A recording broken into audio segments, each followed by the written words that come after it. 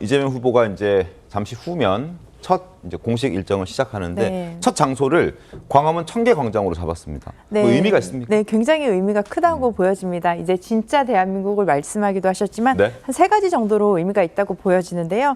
첫 번째는 민주주의의 회복이자 상징적인 공간으로 보여집니다.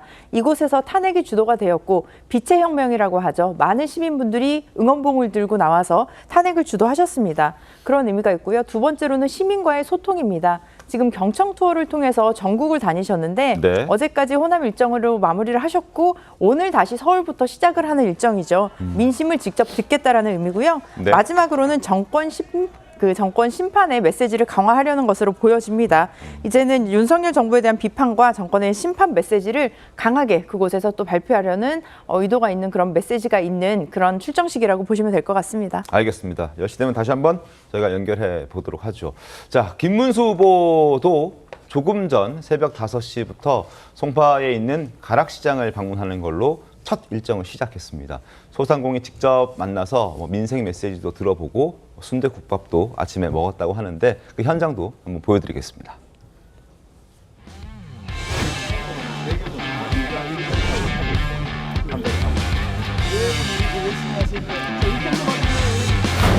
어떤 통계 지표보다도 어떤 기사 이상으로 생생한 현실을 만날 수 있는 것이 우리 가락동 농수산물 시장입니다.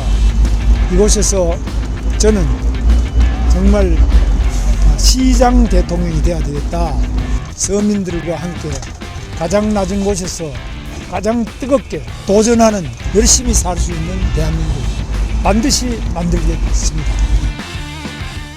그 어떤 곳보다 생생한 현장을 볼 수 있는 곳이 바로 가락시장이고 그리고 시장 대통령이 되겠다라고 첫 포부를 밝혔습니다. 어떻게 좀 보셨습니까, 최영국 의원님? 뭐 아시다시피 사실은 선거운동은 오늘 0시부터 가능합니다. 네. 그래서 과거의 경우에도 보면 0시에 이제 저 시장 뭐 가락시장이나 아니면 뭐 노량진 수산시장이나 뭐 이런 데 보면 대개 그 자정에도 네. 그 일을 시작합니다. 그렇죠. 그래서 그런 데로부터 시작하는 경향이 있는데 오늘 이제 김문수 국민의힘 후보 같은 경우는 이제 민생 메시지 사실은 출발이 늦었잖아요. 네. 그렇기 때문에 다른 뭐 어떠한 그 약간은 뭐 좀 그 붕뜬 공약보다도 민심을 챙기는 대통령 후보 뭐 이런 것들이 첫 번째다. 그래서 그 첫 번째 메시지로 민생 문제 네. 그 현장인 가락동 수산시장을 찾은 걸로 보입니다. 네. 자 그러면 뭐 사실은 뭐 저런 것들은 큰 의미가 있다고 저는 생각하지는 않습니다. 저거는 이제 각 당에서 의미를 부여하죠.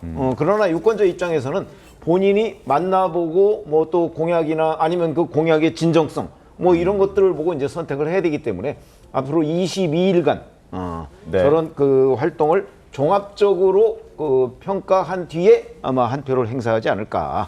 선거운동은 지금 시작이다. 저는 이렇게 생각합니다. 알겠습니다. 자, 본격적인 선거 운동이 시작되면서 후보들의 행보도 이제 발빠르게 움직이고 있습니다. 이준석 후보 여수에서 새벽 0시가 되자마자 공식 선거 운동 시작했는데요. 여수에 내려간 이준석 후보의 모습도 저희가 잠깐 보여드리도록 하겠습니다. 자, 이준석 후보 여수 화학단지가 한눈에 들어오는 60m 상공에서 당선 의지를 다졌다고 하는데요. 목소리 한번 들어보시죠.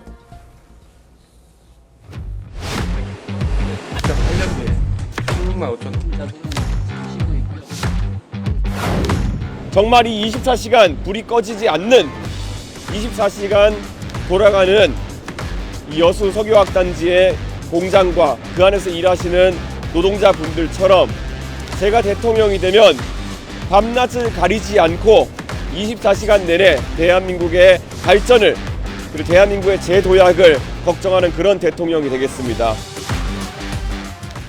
자, 임승호 대변인님, 네.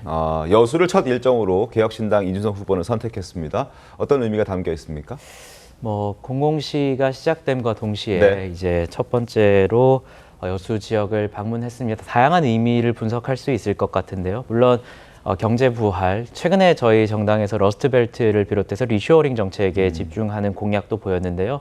사실 양당이 이제 이재명 망언집, 김문수 망언집 같은 것을 펼치면서 사실 우리 국민들에게 굉장히 필요한 것은 경제 부흥임에도 불구하고 2차 산업단지의 활성화나 이런 부분에 대해서는 제대로 된 민생 대책을 내놓지 못하고 있다는 것이 이준석 후보와 저희 개혁신당의 비판 지점이었습니다. 그래서 저희가 누구보다도 빠르게 먼저 산업단지를 방문해서 지금 쇠퇴하고 있다고 평가받는 이제 산업단지를 방문해서 그것에 대해서 어떻게 이공계 출신 대통령으로서 그것을 부활시킬지에 대해서 비전을 보여주는 것이고요. 또 이준석 후보는 사실 국민의힘 대표를 지낼 때부터 서진정책이라는 것을 하면서 정당 내에서 왜 굳이 호남 지역을 방문하느냐라는 내부 비판이 있었음에도 불구하고 호남 지역을 방문하고 그곳의 지지율을 우리가 끌어올려야 된다라는 분석을 하고 있었습니다. 그래서 그런 것들, 경제정책과 서진정책들을 종합적으로 고려해서 이러한 정책을 꾸려나가고 있다라고 말씀드리겠습니다. 알겠습니다.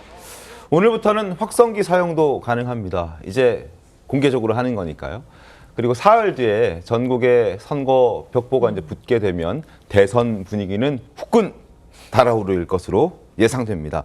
자, 모두 4번의 토론이 TV 토론도 예정돼 있는데 그 중에서 이제 이재명, 김문수, 이준석 이렇게 세 사람이 맞붙는 TV 토론은 3차례가 예정되어 있습니다. 첫 번째 TV 토론회가 18일입니다. 18일 그리고 23일 그리고 27일 이렇게 이재명, 김문수, 이준석 이 세 사람이 토론회를 하는 3차례 TV 토론회를 거치고 난 다음에 5월 29일과 30일 사전 투표를 하고 그리고 6월 3일에 이제 본 투표를 하게 되는데 토론회도 꽤 재밌지 않겠습니까? 구자룡 변호사님? 그렇죠. 사실 그 후보는 7인데 초청 토론이라고 하는 거는 어떤 이제 의석수나 지지 비율 이런 걸 따져가지고 이제 가장 유력한 후보로 추려가지고 그러니까 결국 3명이서 맞붙게 되는데 네. 거기서는 서로 목적하는 바가 다릅니다. 일단 TV 토론이라는 거는 그 상태에서 우리나라에서 역전이 이루어지는 경우는 드물지만 그래도 그 가능성이라는 게 확 벌어지거나 이렇게 완전히 좌절되는 상황들은 종종 있었거든요. 네. 그렇기 때문에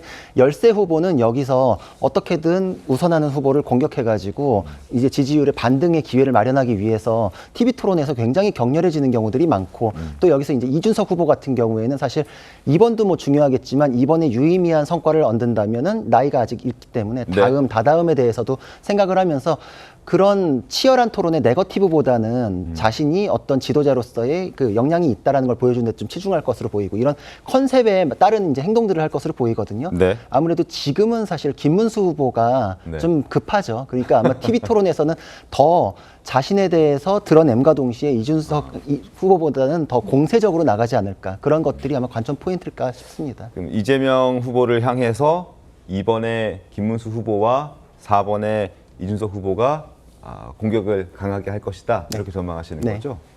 장윤주 변호사님 어떻게 좀 보십니까? 글쎄요, 저도 이제 토론 같은 경우에는 국민들이 많은 관심을 가지실 거라고 생각이 듭니다. 또 개인적으로 봐도 이 토론 자체가 우리나라를 위해서라도 정책적인 부분이나 여러 가지 정책 비전에 대해서 많은 또 생산적인 이야기들이 나와야 된다라는 생각이 드는데요.